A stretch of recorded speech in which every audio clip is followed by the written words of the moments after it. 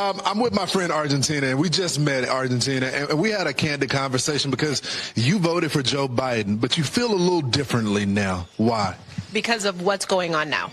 I've always voted Democrat, and as soon as he took office, I knew exactly. I opened up my eyes, and it's just, leaving people behind in Iraq, Americans, the border, the crime, soft on crime, education is just unbelievable. Enough is enough for you. Enough is enough. I went this morning and I voted all Republican.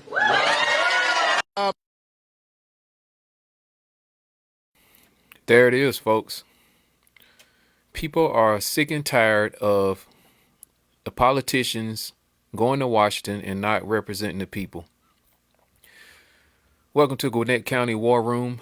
I'm your host, Antonio Jones. The reason why I decided to air this clip and go over this is because local politics is now national, basically. You got to be tuned in to all the issues, inflation, immigration, injection, crime in the cities, the school boards, education, protection of our children and our rights. All of that comes down from Washington. And what you're seeing right now is what most are describing as a red wave. But, these are common, everyday Americans, middle-class people, hardworking, who just want the best for their family and their children. And they're standing up saying enough is enough. And what you're seeing is the Democrats being thrown out because they've basically abandoned their own party. Look at what the lady just said in this video. She had voted Democrat prior to now. And, looking at all of the failures that they've had, the southern border, the price of fuel, groceries, look at the jobs market. It's all going to, downhill, and people are sick and tired of it.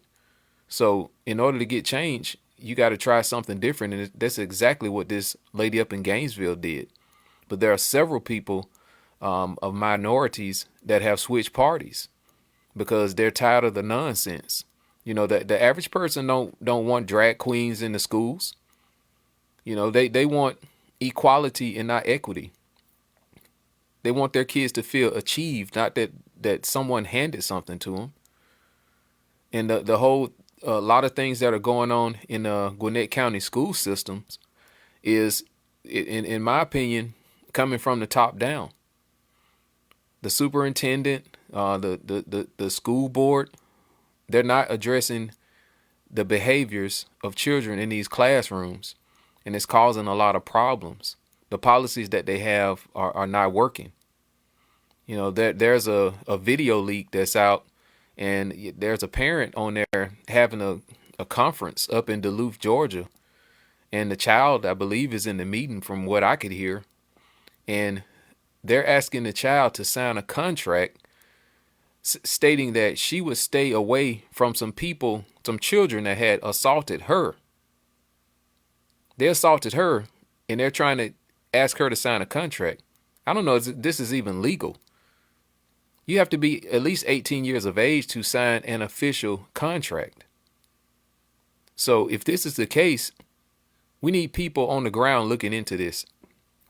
And if you have any more information, make sure you email us at warroomgwinnettcounty@gmail.com.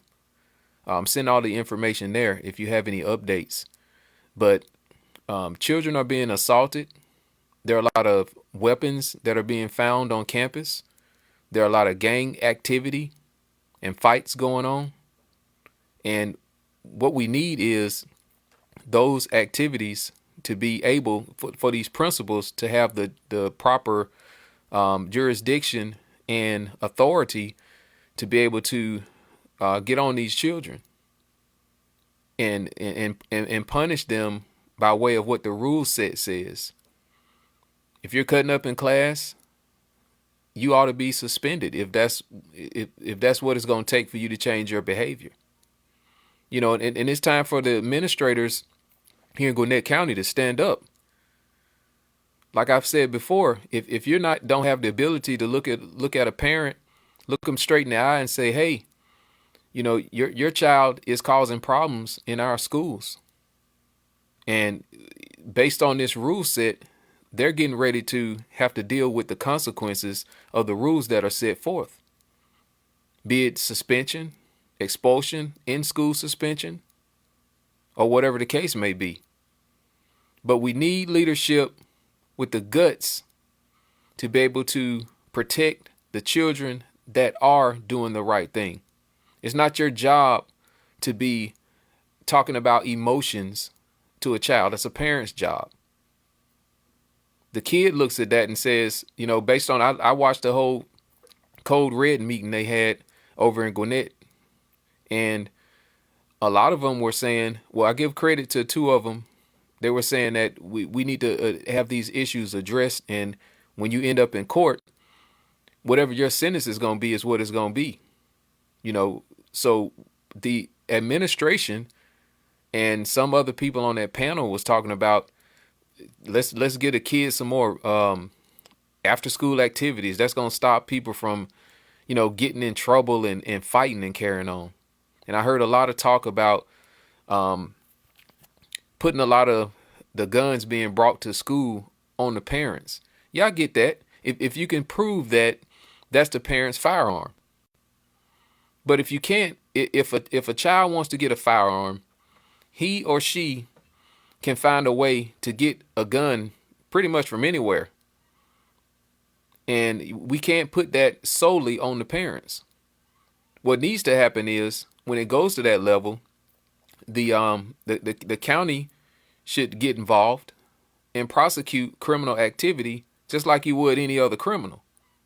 Rather than saying, hey, let's get you a basketball activity. Maybe that'll stop you from bringing guns and assaulting teachers and doing all the things that are disrupting a quality education in Gwinnett.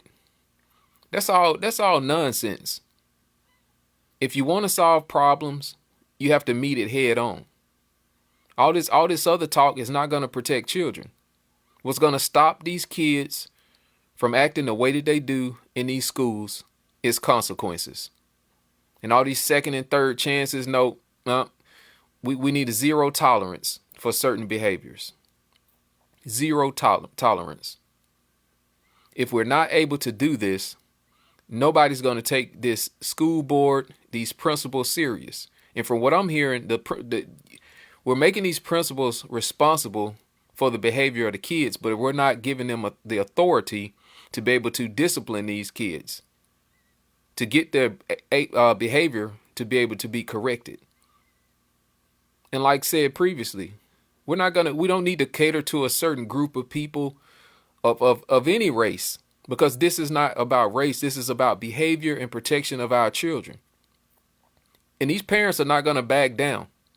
It's their job to protect these kids. We pay you to do a job.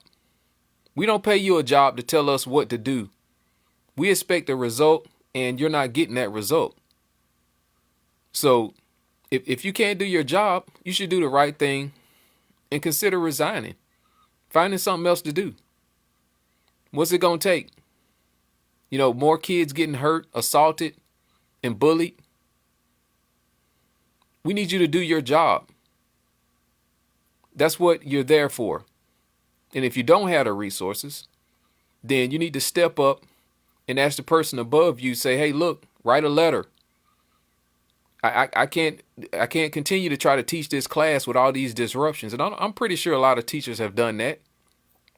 And if you follow that protocol, then maybe you should consider going through another channel of trying to speak to somebody else to get the word out, because the pressure needs to come down on the higher ups to get out of this diversity talk and equity talk and start doing what's right to protect these children and stop all this violence at school. It's not acceptable. It's affecting homeowners, because what happens when all this stuff goes down is people want to pull their kids out of school. That's what happens. They just move to another area, and more like minds move into and fill into that space, and you got more problems on your hand. Gwinnett County is a great county to live in if these administrators do their job. calling all these meetings, private meetings by the school board, and sending out all these long letters. It's all crap. Do your job. Set forth some rules based on the behavior that's coming out of these children. That's what needs to happen. Not all this. We got one group of kids that's getting in trouble more than another group, so we got to make sure the punishments are equitable. No, that's all crap. If that group is causing problems, that group needs to be punished for the problems that they're causing, and that will create an equitable environment. Maybe they'll start acting like the other kids in the school that are not causing problems.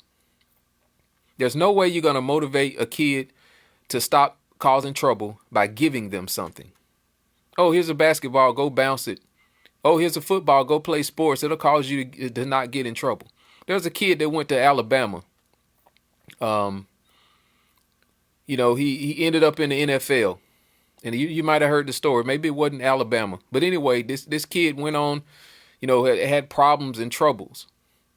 And was driving his car over 100 miles an hour and ended up killing a young lady and her dog.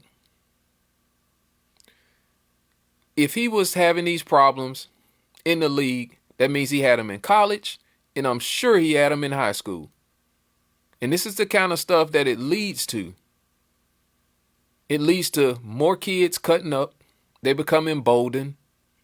And you have more problems on your hand. You have more teachers quitting. The good teachers quitting. Because they can't get the proper support that they need to be able to do their job in this classroom. And they get frustrated.